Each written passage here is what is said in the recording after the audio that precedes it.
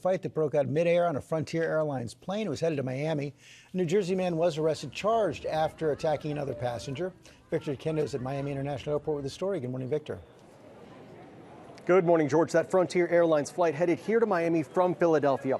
According to the police report, the victim says that he was sitting in his seat when that other passenger grabbed him by the neck and attacked him.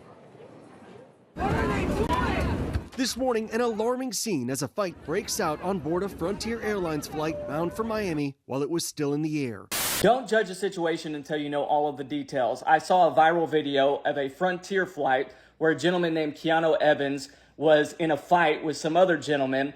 And of course, you run to the comments and everybody's saying how terrible that is, and they're indicting and making comments against Keanu Evans.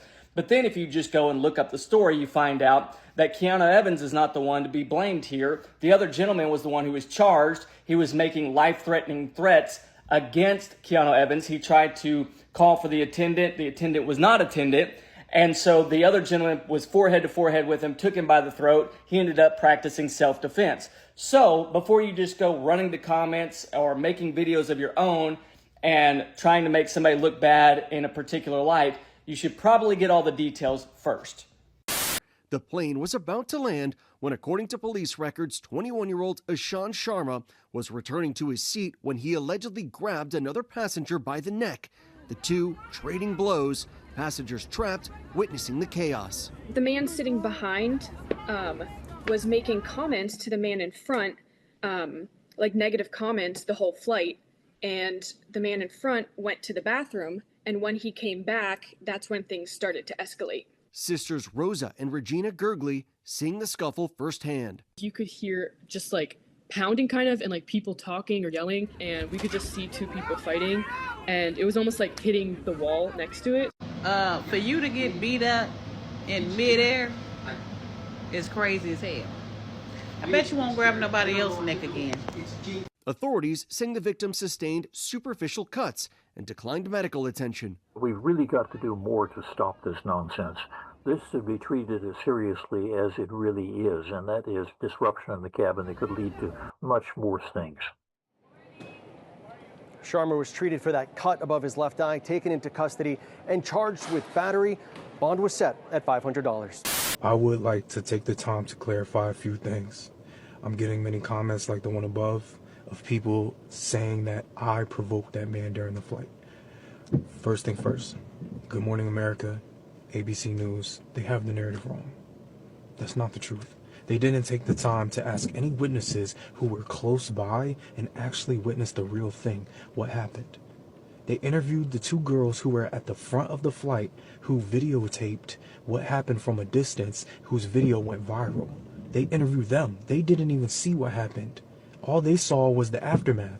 They seen and heard commotion going on in the back, and then they start recording their phone after we're fighting. And you guys want to go with that narrative? I've been getting a lot of hate speech. I've been getting a lot of negative comments, but I'm also getting an overwhelming amount of support. And for everybody who does support and is taking the time to go down the rabbit hole and find the truth, thank you. ABC, Good Morning America, I wish you guys would reach out and actually get the true story. There's plenty of witnesses who were around.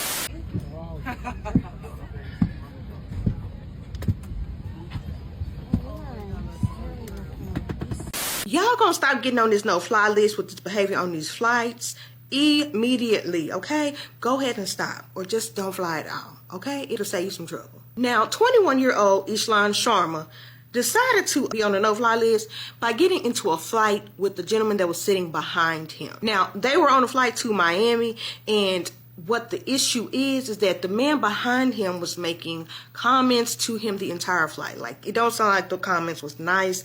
It do sound like the comments was on the rude side, but he was making the comments the entire flight. He got up to go to the restroom, and when he got back, instead of just giving him a look like, you know, F you and shut up, he grabbed this man by the neck and they start fighting.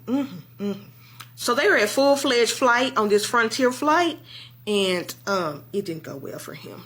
So the victim suffered some superficial cuts, but he decided he did not want to deal with medical, and he said, no, thank you, I'm good. They took Eshawn to Jackson West Medical Center for his injuries, and then they, of course, took him right on over to Turner Guilford Knight Correctional Center so he can deal with his charges. Now, once in front of the judge, his attorney let the judge know the reason that this kind of may have started is that he was meditating on the flight, and apparently the gentleman that was behind him didn't like the fact that he was meditating. If that's all it was, you could have just told him, sir, I'm meditating. If I'm too loud, I apologize. And it could have been over with. So why was that not just discussed if he was meditating?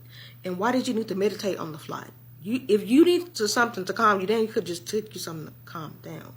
But if you meditating and you loud enough that you disturb other people and they say something to you, you just say, I'm meditating, like, calm, take a chill pill. Why you didn't say nothing to that man and wait till you go to the restroom and then attack him? Now, do I think that the man that was sitting behind him should had his day in court as well? Kind of, but all he did was talk, so I guess not really. But keep your hands to yourself. Do that for me, okay? Now, they did go ahead and give him a $500 bond. He was advised that he could not reach out to the victim by in person or by social media. And you know that's the new update. You can't reach out to them by social media either. That the judge has to say that. That is the new changes of the world. And then he also has to stay 500 feet away from him at all times. So don't be getting on these doggone flights, acting up. If you just want to be on a no-fly list, just do that. Stop wasting other people's time. Because they got to wait for you to get off the flight from fighting and they was going to Miami. I'm sure the flight was high. Don't do it, okay? Let's behave. So you mean to tell me we got good Christian men out here like Keanu Evans doing the God's work, exercising demons on a plane, and y'all is mad? I don't know at what. That he out here doing God's work, okay? That demon was asking to be exercised. He exercised it, worked it out.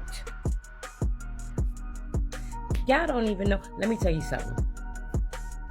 Y'all Christians are supposed to be out here flipping these demons like tables. Turn the other cheek was a metaphor.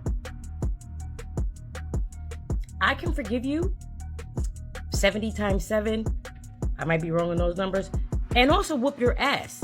And then you'll have to forgive me once. Yes. Because it's only going to take that one time. And I'm sure you're going to act right after that. You know, I feel like...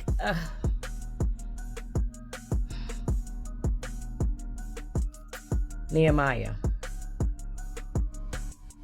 All right? That's all I'm going to say. Nehemiah is one of my heroes. One of my biblical heroes.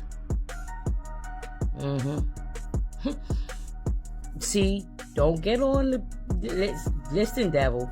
That's playing with God's children. A lot of God's children have woken up to understand that you don't understand the rebuke verbal sometimes. Sometimes you become immune to the vibration. So you need a different type of vibe, a different type of vibration. I don't see nothing wrong with it. I feel like, listen, demons are supposed to be exorcised. And hey, amen.